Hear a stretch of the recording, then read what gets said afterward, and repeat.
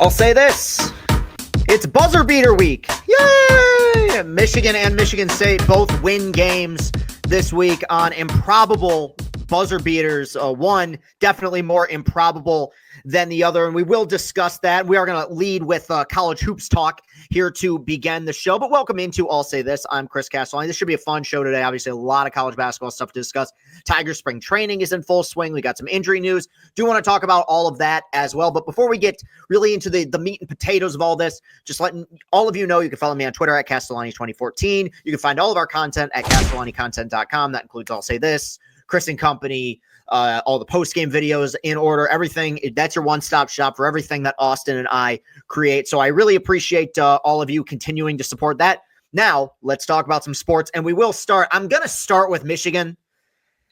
I kind of don't want to because Michigan State is, I think after this weekend, easily the superior team in the state right now. They are basically, I mean, I'm not going to guarantee it, but Jesus, it's essentially a layup at this point that they're at the very least going to get a share of the Big Ten championship, probably going to win it outright. But we are going to start with Michigan because Michigan played 3 games this week that were extremely different and yet somewhat similar to each other at the same time. I'm going to start by talking about what was the worst game in the history of organized basketball, and that was Michigan's victory against Nebraska on, I think it was Monday.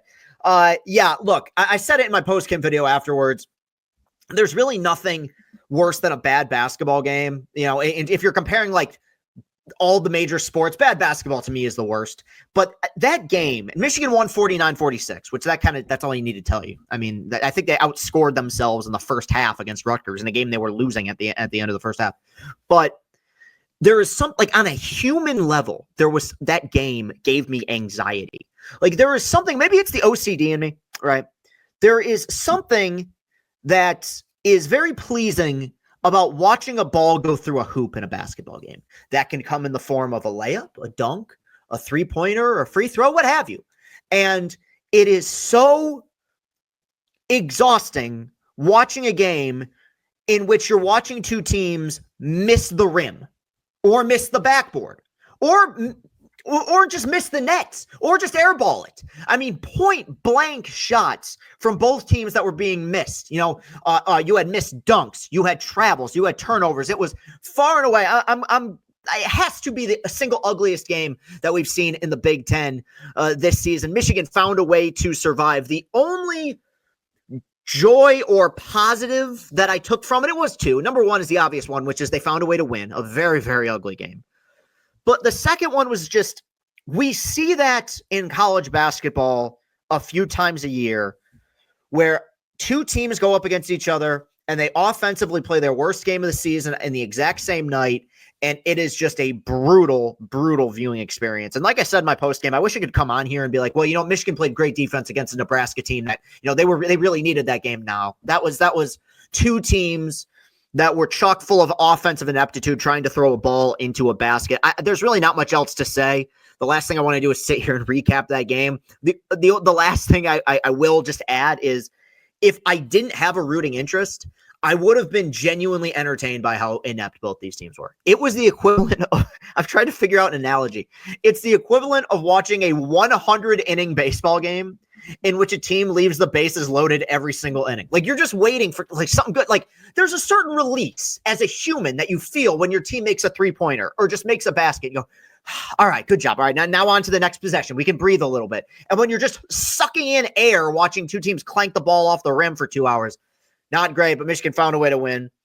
In what was easily a much more well-played game, Michigan again survived against Rutgers in their second game this week. Buzzer beater, Nimari Burnett with the biggest shot of his career. I am going to start with the positive there and say they played a million times better against Rutgers, especially offensively, than they did against Nebraska. The one thing that I kind of predicted turned out to be true, which is that the Nebraska game was more of an anomaly and not so much indicative of what this team actually is offensively. They came out, they shot the ball really well. Now, Rutgers couldn't miss. They shot roughly 70% in the first half. They made 1 million threes, and Michigan found themselves down double digits well into the second half. And it was a movie that we've seen play out 1 million times this year. Michigan finds a way to scratch and claw their way back. They hit some huge shots down the stretch. Even with that, they were down by what I think one with 3.6 seconds left in the game. Dusty calls timeout in what kind of seemed like a broken play. They gave it to Danny Wolf, who kicked it out to Namari Burnett for a 35-footer. He hit it at the buzzer for a game winner, and it was, look, fun. No, I don't care if you're playing the best team in the country, the worst team in the country. Winning at the buzzer in college basketball or just in basketball is great, right? It's always enjoyable.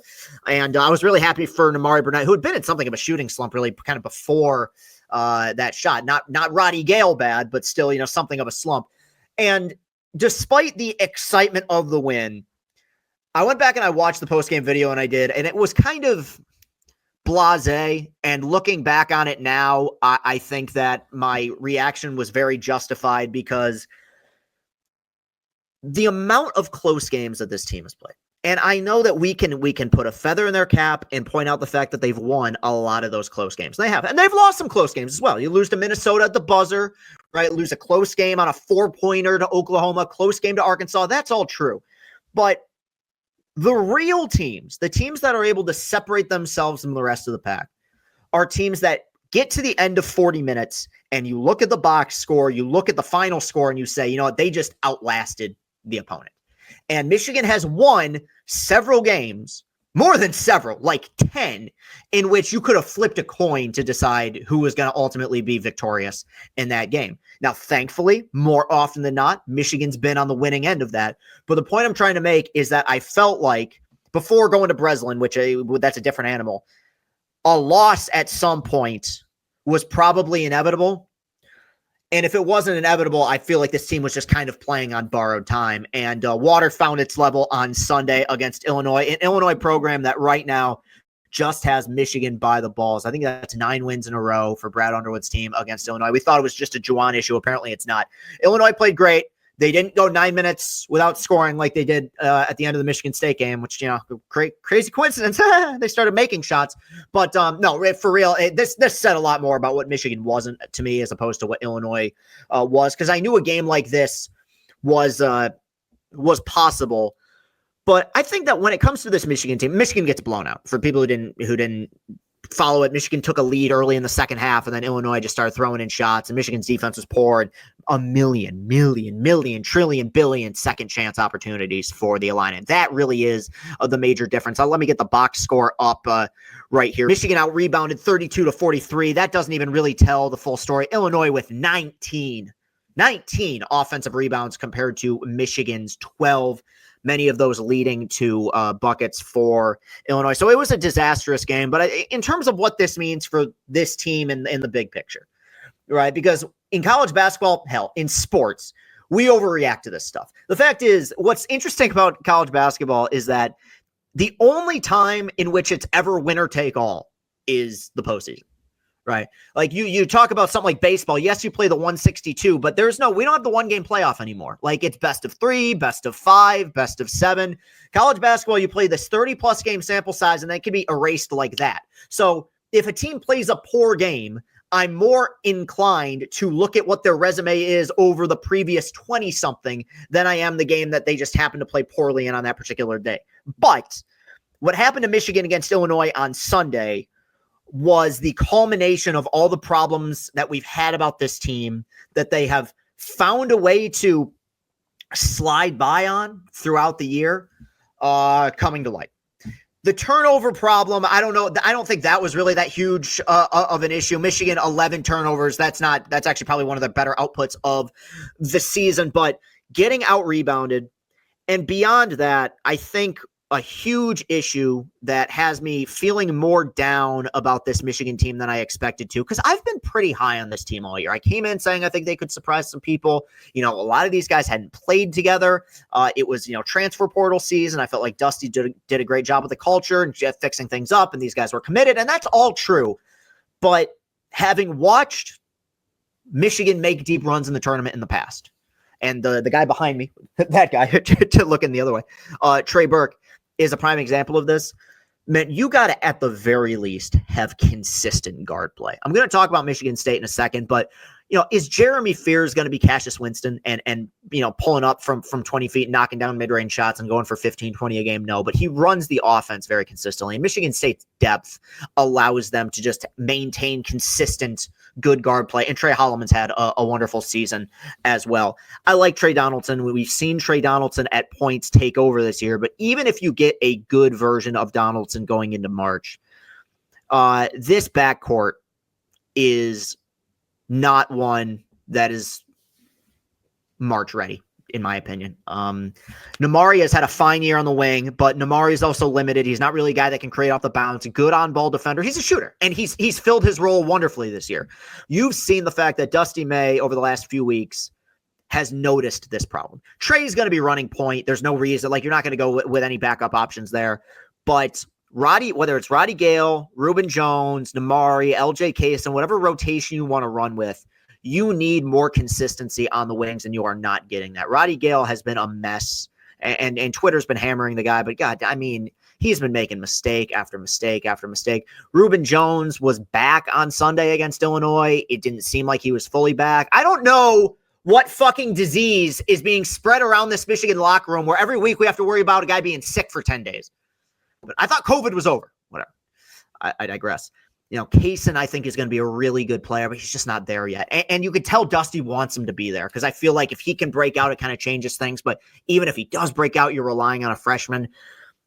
There's been certain things with this team that have frustrated me that I felt like would get figured out over time, right? I think the turnover issue, while not great, is an example of that, where they're not quite, Nebraska game being the anomaly, they're not quite as sloppy with the ball as they were in the early part of the year. But we are almost 30 games into this campaign, and I'm just kind of inclined to believe that the guards that Michigan has right now are the guards that they're going to have for the remainder of the year.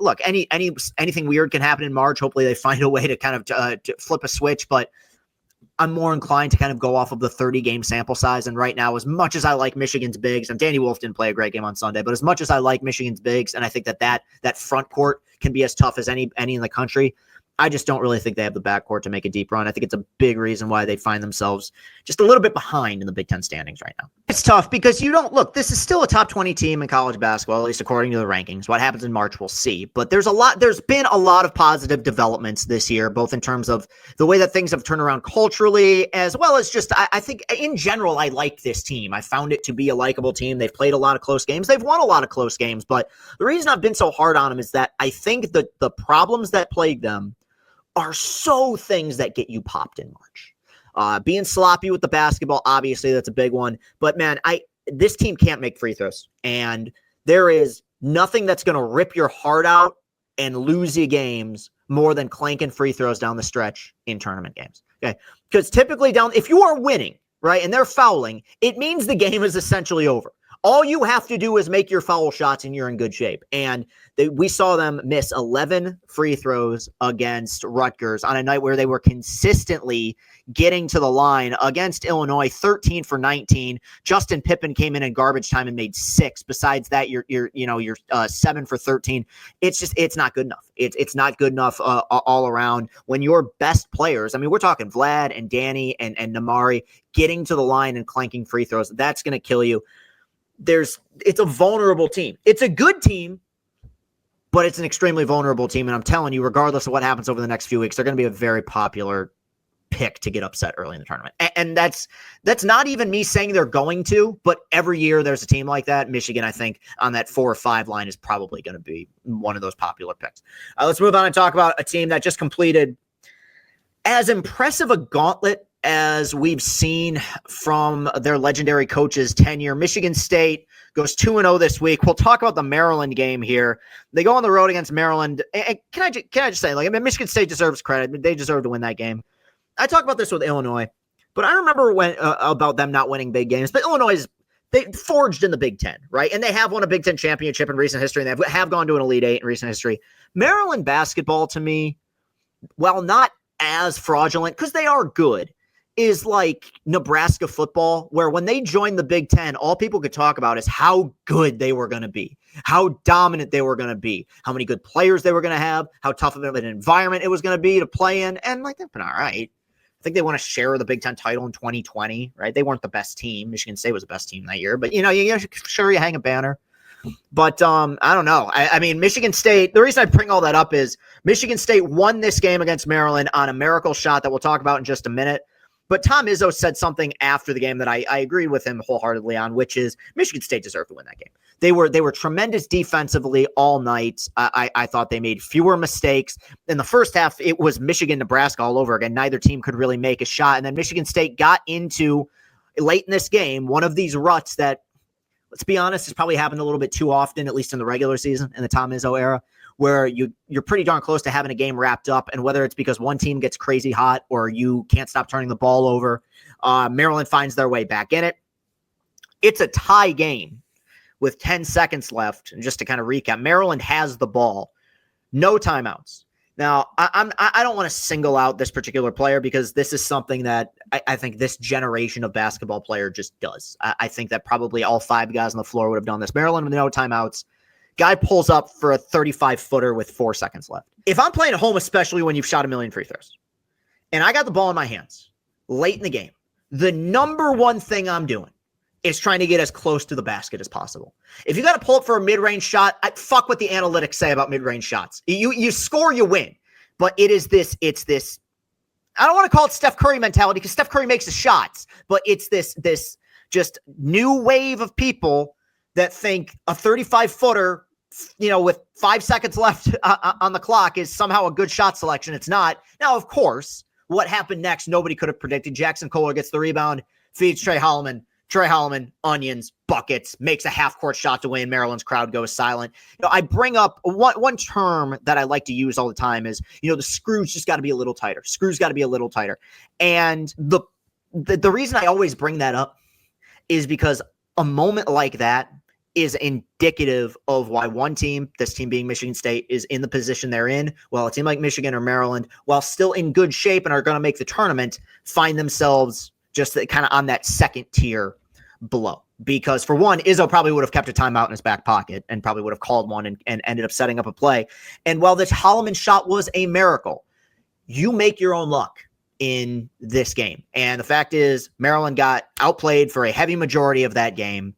And it came down to a miracle shot where Michigan State, in what has been really kind of a magical season for them. I'm not going to call it luck because I think as a team, they've been way better than we expected. And Jace Richardson has really taken off. But this is becoming kind of a resurrection year for Tom Izzo's team. Who knows what's going to happen in March, but at least in the regular season, they haven't won a Big Ten title since Cassius. And now they're on the precipice of that. I mean, 5-year wait is by Tom Izzo standards is quite a long time. So you win the Maryland game in a miracle. And then you have another game against a quality opponent at home. I think the number 11 in the country, Wisconsin.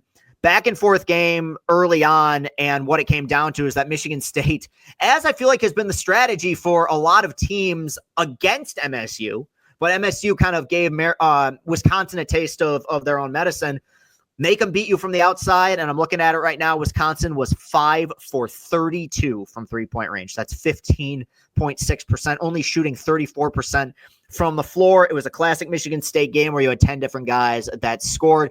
Jaden Akins, only going 6 for 18 from the floor, hit 4 threes in the first half to kind of allow Michigan State to settle down. It seemed like they came into the game a little bit wonky. And then late in the game, it's so crazy to say this about a guy who is a true freshman, but I saw people tweeting that Jace Richardson is kind of the closer for this team. And I think that's apropos at this point because, you could say that a guy like Akins or even Holloman is every bit as much the scorer when they're hot as Jace Richardson is. His passing ability and his vision on the court is insane. And he had some ridiculous assists.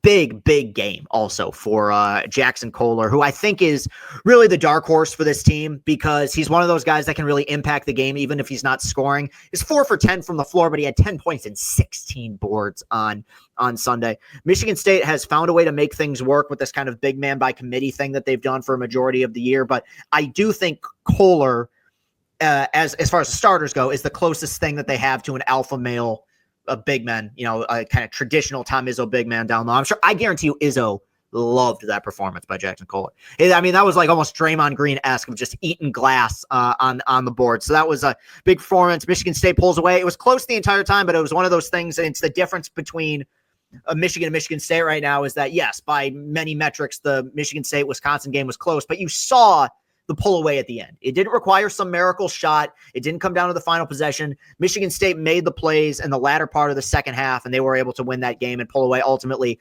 winning by 9 and completing a gauntlet. I came on here and I didn't make any predictions. I'm not one of those buffoons just like, they're going to go 0-5. But I pointed out the fact that after really the Indiana game, which ironically was their last loss, Michigan State had a stretch of brutality. At Illinois, home against Purdue, at Michigan, at Maryland, home against Wisconsin. Now, the next 2 games aren't that much easier. It's at Iowa, which is always a tough place to play, and then at home against Michigan. But this was the stretch where you were either going to find out if they were legit Big Ten title contenders or just a team that was kind of comfortably sitting on that second tier. To go 5-0 in that stretch, man, that's as impressive a run as Izzo has had in a long time. I mean, it's not even a Michigan State thing. Any team in the Big Ten has a run like that, it's going to turn some heads. And it's the way that they've done it. They've been really good defensively. They've finished strong in games that, you have some luck with Holloman making the half-court shot. But as I said, you make your own luck. In a majority of these games, they were consistently better. They were consistently better than Michigan when they played them. They were consistently better than Purdue when they played them. They were consistently better than Wisconsin. And then obviously the Illinois game, they held them scoreless for 9 minutes. So that's kind of a recipe for success. And now expectations have gone beyond just, okay, Big Ten championship, because that, at least a share of it, seems all but inevitable at this point. But like, how high can Michigan State go in terms of their seeding in March? Because you're looking at these last 5 wins. You're talking about 4 wins against top 20 opponents. You have another win at Illinois, which I assume has got to be a quad 1 win. You're talking about a team that if they win out or even just lose one more game, you could be talking about them potentially on the 1 line. Now, I think, and a lot of it depends on what other teams do. I think they probably have to win the remainder of their games to get on the 1 line.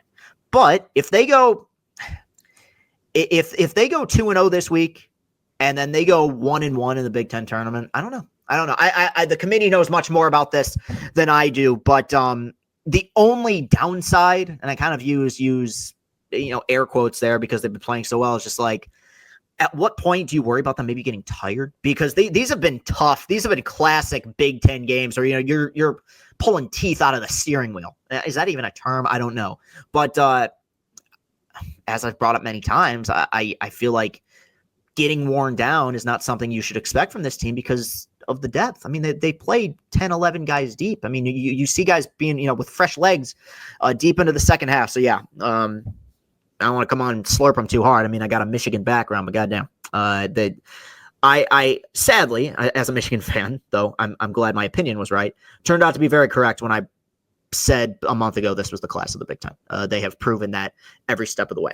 Okay, let's move on. Talk about some Tiger baseball. Got some bad news. We got some good news, and we're going to start with the bad because I think it's going to be the most impactful thing that we're going to have to deal with in spring training. The injuries have reared their ugly heads, and they are major. I'm Ron Burgundy. Major injuries. They're injuries to 2 major players. That's the way I'd put it. Matt Vierling, who last year played like 150-something games, I don't think was on the IL once, is going to miss opening day with a shoulder problem. Look, I've talked about how Matty V, I think, might be something of a regression candidate, but he's an incredibly important piece to this team. It stinks. You'd obviously prefer to have these guys 100%. If it's any consolation, I'd rather have a guy suffer an injury like that in the early part of spring training than at any point in the regular season. I do think with the way that you move Matt Vierling around the diamond, there's enough depth and versatility, whether it's at the third base position or in the outfield positions, where you can kind of make this work. I think the biggest beneficiary of this is going to be Wencel Perez, the pretzel man, who I think at this point, especially with the injury we're about to talk about in a second, almost guarantees himself a spot on the opening day roster, which looked good. Wencel can hit. I mean, I understand the circumstances and guys can only play certain positions, but I'd rather have him on the team than Javi. I think we're probably going to end up with both, but you get my point. Javi catching strays here. Disappointing, but sadly, I don't think it's the most impactful injury that we have to focus on right now. Vierling, I think it's just going to be classic baseball injury. He's going to be out for several weeks. He's going to come back, and he's going to go back to being Matty V. I don't see this being a thing that's going to linger for a long time. What worries me is the Parker Meadows injury. because it reminds me of pitching injuries, and that's kind of what scares me. It's a nerve thing. It's a nerve issue in his elbow. And we have seen guys who go in for evaluations. Oh, he's just got to figure it out. He'll figure it out. It'll be fine. Give it a few days. Okay, well, it's going to be a few weeks. Okay, well, now it's been a month, and now he needs major surgery, and he's going to be out for the year. Now, I'm not saying that's going to be the case, but last season, there were a lot of things that obviously went right down the stretch for the Tigers. And the thing that we always point to was the pitching and the pitching chaos. You had the best pitcher in baseball in Tarek Skubal going once every fifth day. And then you had this ridiculous bullpen that was just putting up ones and zeros the entire second half of the season, essentially, especially the last month. That's all true. But where things really turned around was that you got a healthy, productive Parker Meadows and a productive, healthy Kerry Carpenter. Kerry's going to smash this year. I think Kerry Carpenter, you can make my hot take right now. Kerry Carpenter's going to be an all-star this year. This guy just rolls out of bed and rakes. Parker, now with the injury, we don't know how long he's going to be out. We don't even really know the severity of the injury, nor will we until several weeks he could be feeling fine and then he goes back to baseball activities. But right now he's been shut down from baseball activities. He is an extremely important part of this team. And he is a player more than almost anybody who is, Mize maybe is the only one I can think of who needs a clean bill of health this year. And we saw in bits and pieces last year in the second half what Parker Meadows means to this team when he's productive. And that's not me saying that he's going to be a 7-WAR player at full health, but he's one of those guys who's going to add something just with his defense. And when he gets on base, he's going to be able to steal bags and he can hit for power. There's a really solid 4 or 5 tool player in here somewhere, and you got to get him on the field. And it's shitty luck. It's nothing that I'm not mad at the Tigers organization about it, but this is one where I feel like we kind of got to hold our breath because he's got to get healthy. There is so much depth in this pitching staff, and I'm going to talk about it here in just a second. That depth does not really exist when it comes to the position players. You don't just have another Parker Meadows waiting in the wings. The position players need to, unless somebody steps up like crazy, which isn't out of the realm of possibility. These guys need to be healthy. And, I'd much rather deal with these injuries in early March than in early May or June, or God forbid, early October. But it is something to be concerned about. And I mix it up with injuries like that. Like sometimes legitimately, if a guy just rolls his ankle, he's going to be fine. It's just a waiting game. These are ones where it's like, kind of tugging at my collar a little bit. Now, from a pitching standpoint, that's obviously been the positive. Casey Mize has looked quite good. And it just shows how starved we are for baseball at this point, that I'm talking about a Casey Mize who's pitched 5 innings, but he's looked good. The fastball's looked good, riding hot. Cater Montero has come in and looked fantastic. I'm not going to go down the list. The one thing that I will say, and this is going to be my hot take after 2 spring training appearances, I don't really know how you could justify not having Jackson Jobe on the opening day roster. Pitched yesterday, 3 innings, 1 run. It was a solo shot, some hard contact in that 3rd inning, but that doesn't tell the story. I guess his stuff is otherworldly. It's ridiculous. I mean, it is, if the apex of stuff in regards to prospects or as far as rookies are concerned is Paul Skeens, he's like one small notch below that. And just the way that he can spin the ball, fastball is consistently in the upper 90s. And look, as I've said, there's a ton of depth in this pitching staff, and they're going to be able to mix and match, right? I think that him and Mize and Montero, Maeda, Ty Madden, all the M's, all these guys are going to be important pieces of the Tigers pitching staff this year, whether it's in a bullpen role, whether it's in a starting role, whether it's a spot start here or there, they're all going to matter. But when it comes to opening the season, when you open the season, you got to go in with your best 5, and you cannot convince me that Jackson Jobe isn't one of the best 5. I mean, just watch the highlights of what he was featuring yesterday. And I'm not going to go against my principle here. I'm aware of the fact that guys' stuff always looks good in spring, but there's a difference. There's stuff that looks good and there's stuff that looks special. Jackson Jobe's stuff looks special. And I think, and we'll see, maybe the results will have to, speak more for themselves over time. I think it's heading that way. I do think at this point, I've changed my stance on this several times. I do think Jobe starts the year in the rotation and we get Maeda or Mize potentially out of the bullpen just because, I think he's too good to ignore. at this point. And you do kind of look ahead. I know that I've been a little bit pessimistic when talking about the injuries, but if you want to do best case scenario, like what if Job is that good? What he'll be asked to be this year with the rotation they have is basically their fourth starter. I've seen Jackson Job pitch. He does not have fourth starter stuff, meaning that if he ascends, and there's going to be a learning curve, I understand, but if he makes some noise, all of a sudden we're talking about a potential playoff rotation that's as deep and as good as anybody's in the American League. So one can dream. That's my spring training report. Yes, Torque homered last week. I'm not going to, like I said, break down every single spring training at bat. Say this guy looks good. This guy looks good.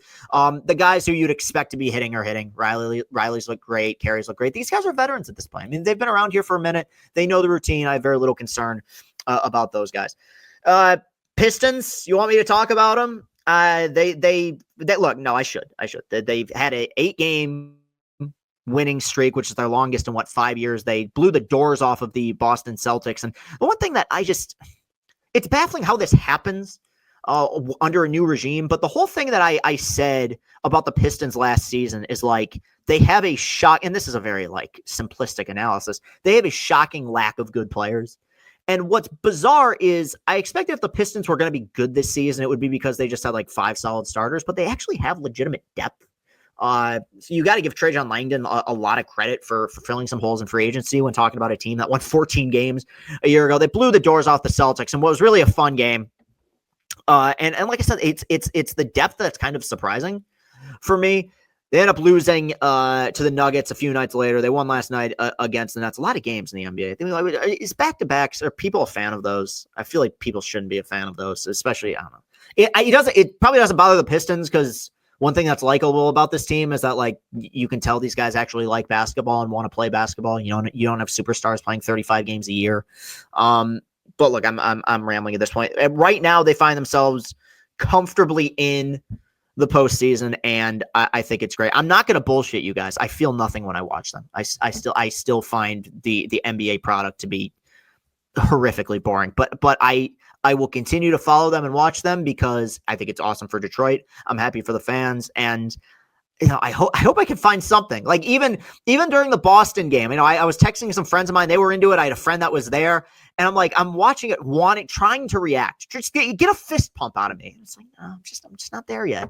I want to get there. I do. I don't want to be, dragging my feet through the mud. I want to get as excited about this Pistons team as so many casual on the fence baseball fans got about the Tigers last season. Where and that's why it never bothers me, bandwagon people, what have you. Like, the more the merrier. It was fun. There were people who I've never seen talk about baseball who were following the Tigers religiously last year. Now, you don't get a front seat in the bandwagon, but you're welcome aboard. I want to do that with the Pistons. And this is just on a human interest story. This checks off all the boxes, right? You have a young team, an underdog team, first-year coach coming off of a disastrous season. They haven't been good in forever. You have an emerging superstar. Everything's there. And yet I watch with I look like Carl Fredrickson from Up. It's just kind of, I'm not sad. I'm just kind of blasé. I feel like I've used that word multiple times. All right.